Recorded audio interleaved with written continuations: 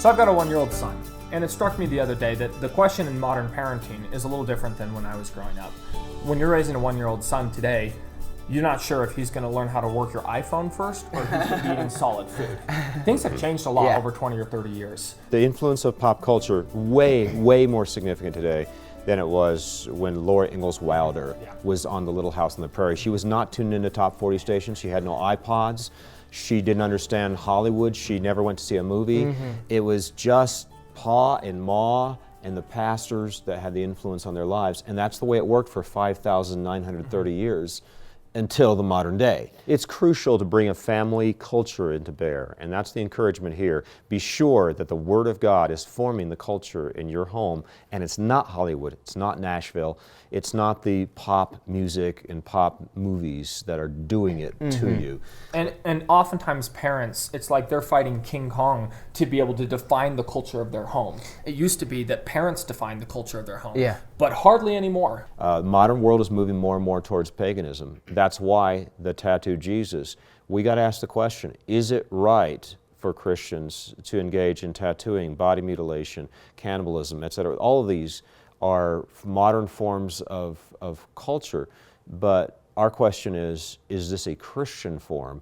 And what are the signs and symbols that are used in our present day, and how are we dragging those into our own lifestyles, our own culture, and seeing our own culture turn pagan versus Christian?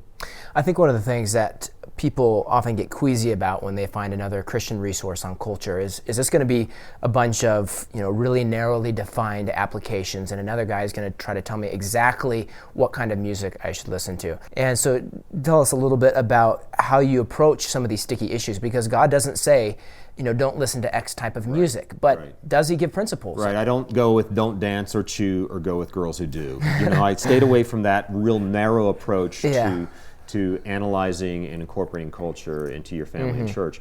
Rather, I said, what are the biblical principles and how do you thoughtfully and carefully apply them to your own family culture? So we've got to be sure that we're not following the ditch that says narrow the applications and don't do this, and don't do this, and don't do this.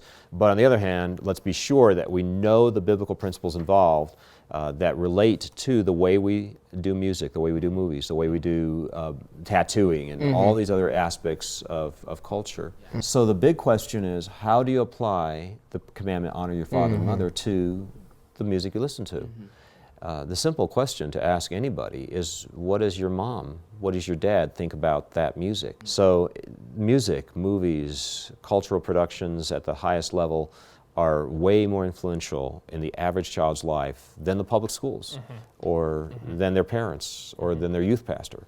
A youth pastor steps out in front of his little congregation of youth and he sees everybody's got a bone in their nose. What does he do? Well, he goes and he gets a bone and puts it through his nose. He's got to go get one himself. Why? Because he's not leading the culture.